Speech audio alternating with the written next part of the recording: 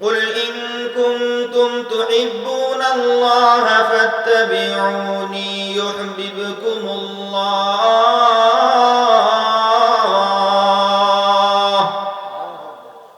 আল্লাহ তাআলা কোরআনের মধ্যে বলতেছেন, হে নবী আপনি বলে দিন, ইন কুনতুম তুহিব্বুনাল্লাহ, যদি তোমরা আল্লাহ তাআলাকে ভালোবাসতে চাও, ফাত্তাবিউনি, আমি রাসূলের অনুসরণ করো। আমি রাসূলের কি করো? অনুসরণ করো। ইউহিব্বুকুমুল্লাহ, তাহলে আল্লাহ তাআলা তোমাকে ভালোবাসবে। সুবহানাল্লাহ। তাহলে কোরআন থেকে আমরা পেলাম যে যদি আমরা আল্লাহ তাআলাকে ভালোবাসতে চাই, তাহলে আল্লাহ তাআলা বলে দিচ্ছেন, হে নবী আপনি বলে দিন, ইন কুনতুম তুহিব্বুনাল্লাহ, যদি তোমরা আল্লাহ তাআলাকে ভালোবাসতে চাও, ফাত্তাবিউনি, আমি রাসূলের অনুসরণ করো, ইউহিব্বুকুমুল্লাহ, তাহলে আল্লাহ নিজেই তোমাকে ভালোবাসবে। সুবহানাল্লাহ। ওয়া ইয়াগফির লাকুম যুনুবাকুম, তোমার জিন্দেগীর সমস্ত গুনাহগুলো আল্লাহ মাফ করে দিবে। ওয়াল্লাহু গফুরুর রহিম, আল্লাহ তাআলা অত্যন্ত ক্ষমাশীল এবং দয়াবান। তাহলে কোরআন থেকে আমরা পেলাম যে আল্লাহ তাআলাকে পেতে হলে রাসূল সাল্লাল্লাহু আলাইহি ওয়াসাল্লামের অনুসরণ করতে হবে। এখন হুজুর আকরাম সাল্লাল্লাহু আলাইহি ওয়াসাল্লাম হাদিসের মধ্যে বলতেছেন, মান আহাব্বা সুন্নতি ফাকাদ আহাব্বানি ওয়া মান আহাব্বানি কানা মাই ফিল জান্নাহ। মান আহাব্বা সুন্নতি, যে আমার সুন্নতকে ভালোবাসলো, ফাকাদ আহাব্বানি, সে আমাকেই ভালোবাসলো, ওয়া মান আহাব্বানি, এবং যে আমাকে ভালোবাসলো, কানা মাই ফিল জান্নাহ, সে আমার সঙ্গে জান্নাতে থাকবে। সুবহানাল্লাহ, জোরে বলেন না। তাহলে আল্লাহ তাআলা বলতেছেন যে আমাকে পেতে হলে রাসূলকে অনুসরণ করতে হবে, রাসূলকে মুহাব্বত করতে হবে। আর রাসূল বলতেছেন আমাকে মুহাব্বত করতে হলে, আমাকে পেতে হলে আমার সুন্নতকে ভালোবাসতে হবে। তাহলে মূল কথাটা হচ্ছে যে সুন্নতকে ভালোবাসলে রাসূলকে ভালোবাসা হবে, আর রাসূলকে ভালোবাসলে আল্লাহ তাআলাকে ভালোবাসা হবে। আর যার মুহাব্বতটা আল্লাহ তাআলার সঙ্গে হয়ে যাবে, কাল কিয়ামতের মাঠে সে রাসূল সাল্লাল্লাহু আলাইহি ওয়াসাল্লামের সঙ্গে জান্নাতে থাকবে। তাহলে সুন্নতের অনুসরণ করতে হবে কি হবে না? সুন্নতের অনুসরণ করতে হবে কি হবে না? আচ্ছা, যেই ছেলেটা ইংলিশ মিডিয়ামে পড়ে, ইন্টারন্যাশনাল গ্রামার স্কুলে পড়ে, দুনিয়াবি শিক্ষার প্রয়োজন আছে। ভালো করে বুঝবেন আমার কথাগুলো। আমি বলতেছি না যে সন্তানকে ডাক্তার বানাইয়েন না, ইঞ্জিনিয়ার বানাইয়েন না, আমি এই কথাটা বলতেছি না। ভালো করে বুঝবেন। যেই ছেলেটা ইংলিশ মিডিয়ামে পড়ে, তো একদিন এক ব্যক্তির সঙ্গে তার ধাক্কা লাগলো। তো ধাক্কা লাগার সঙ্গে সঙ্গে সে বলতেছে, ছোট্ট একটা বাচ্চা, সে বলতেছে সরি সরি সরি সরি, আমি দুঃখিত।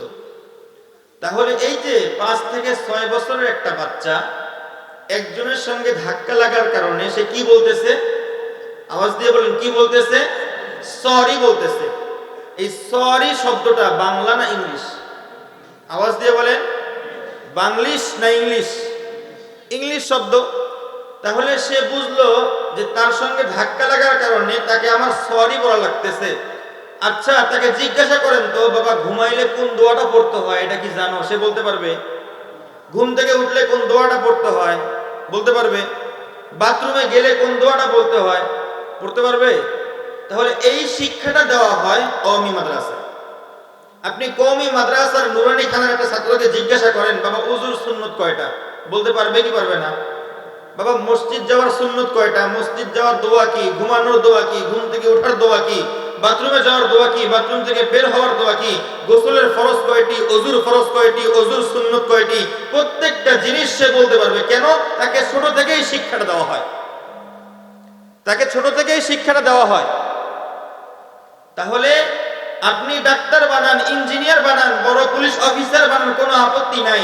কিন্তু সন্তানকে যদি কোরআনের শিক্ষা শিক্ষিত না করেন, তাকে যদি কোরআনের শিক্ষা আপনি না দেন, তাহলে আপনি মারা যাওয়ার পরে হাত তুলে রব্বির হামহুমা কামা রব্বায়ানি সগীরা বলতে হয়। এই শিক্ষাটা তাকে আপনি দিতে পারলেন না, তাহলে কাল কবরে গিয়া আপনাকে জবাব দেওয়া লাগবে কি লাগবে না? আওয়াজ দিয়ে পারে, লাগবে কি লাগবে না? আমরা শিখতে পারি নাই, বয়স হয়ে গেছে আলাদা কথা, কিন্তু আমার সন্তানকে আমি শিখাইতে পারলাম না। আমি মারা যাওয়ার পরে আমার সন্তান এসে বলতেছে, হুজুর আমার বাবার জন্য একটু দোয়া করে দেন, হুজুর 10 জন ছাত্রকে আমাকে দেন, আমার বাবার জন্য দোয়া করবে। হুজুর বলতেছে, ভাই আপনি একটু দোয়া করেন, আজকের দোয়াটা আপনি করান। সে বলতেছে, হুজুর আমি হাত তুলে কি বলবো, আমি তো জানি না। তাহলে চিন্তা করে দেখেন, একজন বাবা একজন মা যখন দুনিয়া থেকে বিদায় নিয়ে অন্ধকার কবরের মধ্যে চলে যায়, যাওয়ার পরে আল্লাহ শিখাই দিচ্ছে, ওয়া কুর রব্বির হামহুমা কামা রাব্বায়ানি সগীরা।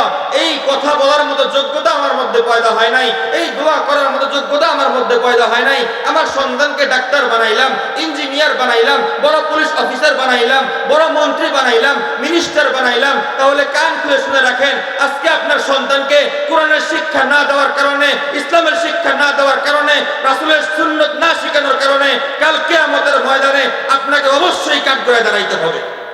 কোরআনের শিক্ষা না থাকার কারণে শুধু আল্লাহকে নিয়ে কটূক্তি করতেছে, রাসূলকে নিয়ে কটূক্তি করতেছে, সমস্ত উলামায়ে কিরামদেরকে নিয়ে কটূক্তি করতেছে, কোরআনকে নিয়ে কটূক্তি করতেছে।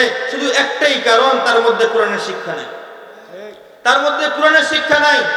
কিন্তু পরিষ্কার মনে রাখবেন, আমরা সকলেই মুসলমান, আমরা শেষ নবীর উম্মত, আমরা রাসূলকে মুহাব্বত করি, আল্লাহ তাআলাকে মুহাব্বত করি।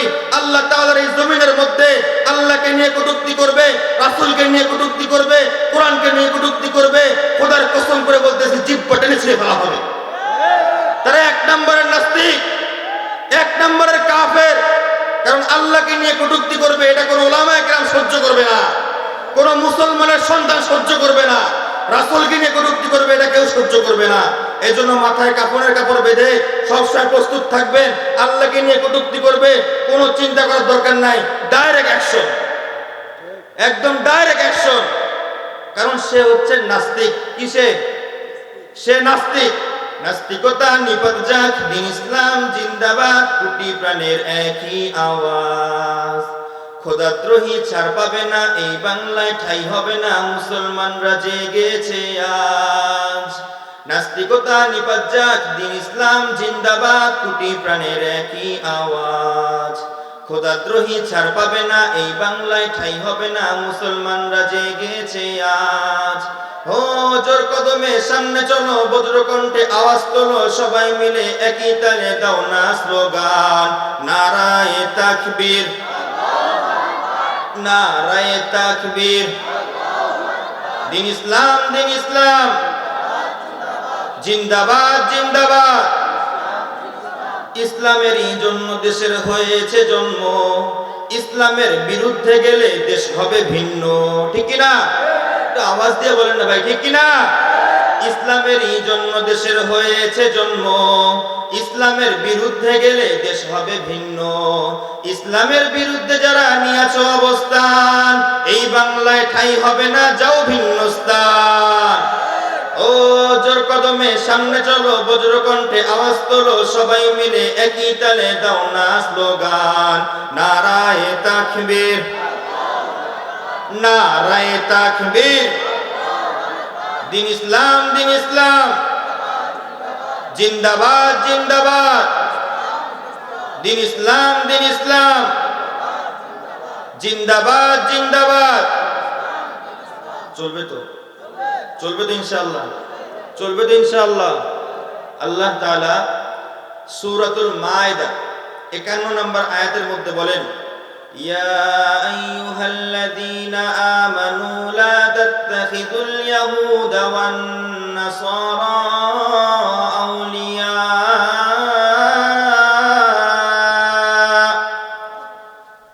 বা'দুহুম আউলিয়া বা'দ।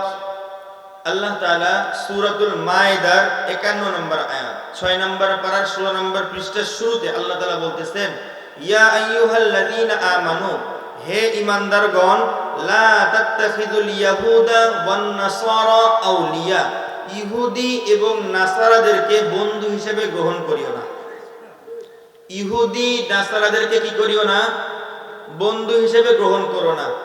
বা'দুহুম আউলিয়া বা'দ, তারা পরস্পর বন্ধু। ওয়া মান ইয়াতাওয়াল্লাহুম মিনকুম ফাইন্নাহু মিনহুম, যদি তোমাদের মধ্যে কেউ তাদেরকে বন্ধু হিসেবে গ্রহণ করে, তাহলে সে তার দলের অন্তর্ভুক্ত হয়ে যাবে। একটা বুঝছেন তো? তরজমা বুঝছেন তো? সকলে একটু আওয়াজ দিয়ে বলেন, বুঝছেন কি বুঝেন নাই? তাহলে আল্লাহ তাআলা বলতেছেন ইহুদি এবং নাসারাদেরকে বন্ধু হিসেবে গ্রহণ করো না। যদি বন্ধু হিসেবে গ্রহণ করে তাহলে তারাও তাদের অন্তর্ভুক্ত হয়ে যাবে। আচ্ছা, এখন একটু চিন্তা করে দেখেন যে এই যে কয়েকদিন আগে হ্যাপি নিউ ইয়ার চলে গেল না, গেল কি গেল না?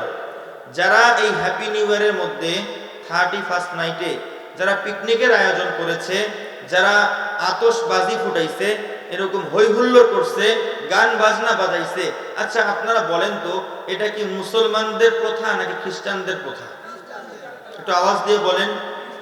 কারণ জানুস নামে একটা মূর্তি আছে, জানুস।